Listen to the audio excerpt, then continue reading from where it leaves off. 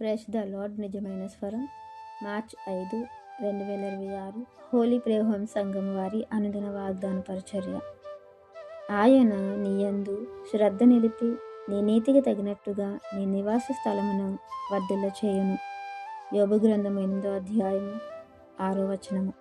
ప్రియమైన దేవుని వారలారా, ఇక్కడ ఈ మాటను మనం చూస్తే, నీవు పవిత్రుడవై యథార్థత కలిగిన వాడవై ఉంటే నిత్యంగా దేవుడు నీ అందు శ్రద్ధ నిలుపుతాడు, నీ నీతికి తగినట్లు నీ నివాస స్థలాన్ని వర్ధిల్ల చేస్తారు అనే మాట యోబు గారికి సరైనదేనా?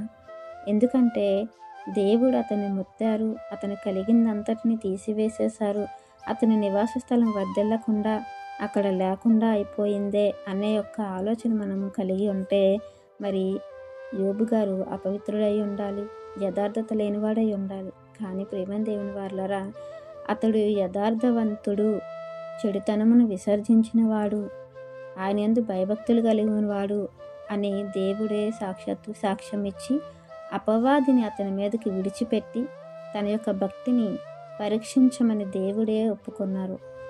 అయితే ప్రియమైన దేవుని వారలారా, యోబు గారు శోధింపబడిన తర్వాత సువర్ణము వల్ల నిలవబడ్డారు.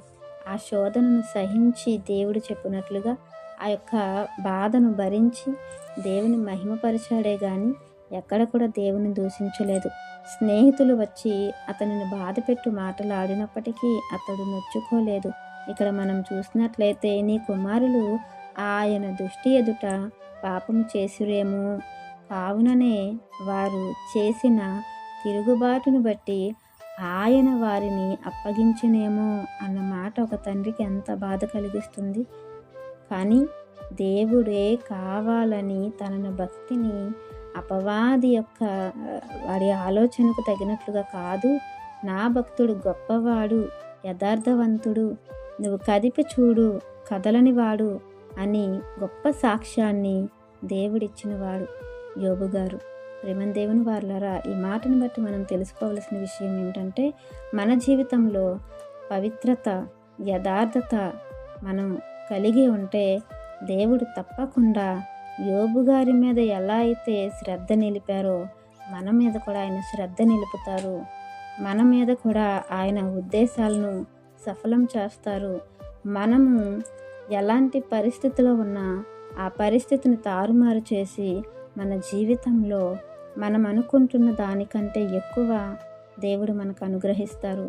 అది మన జీవితం పాడైపోయినా, మన ఆస్తి పాడైపోయినా, మన బిడ్డలు పాడైపోయినా, మన పరిస్థితులు మనకు అనుకూలంగా లేకపోయినా, మన యొక్క యథార్థతను విడిచిపెట్టకుండా, మన యొక్క పవిత్రతను పాడు చేసుకోకుండా దేవునికి నచ్చినట్లుగా మనం ఉన్నప్పుడు, దేవుని గెలిపించే తత్వం మనలో ఉన్నప్పుడు, దేవుడు మనల్ని పరీక్షించి ఆ పరీక్షలో మనల్ని సువర్ణంగా చేసి మనకు కావలసింది దేవుడు మనకు అనుగ్రహిస్తారు. అలాంటి తత్వం మనందరిలో ఉండాలని ఈ వాక్యం మనందరి జీవితంలో దేవుడు ఫలింపచేయాలని ఆశిస్తున్నవారు దైవజనులు బ్రదర్ పి నెహమ్యా గారు. God bless you. ఆమేన్.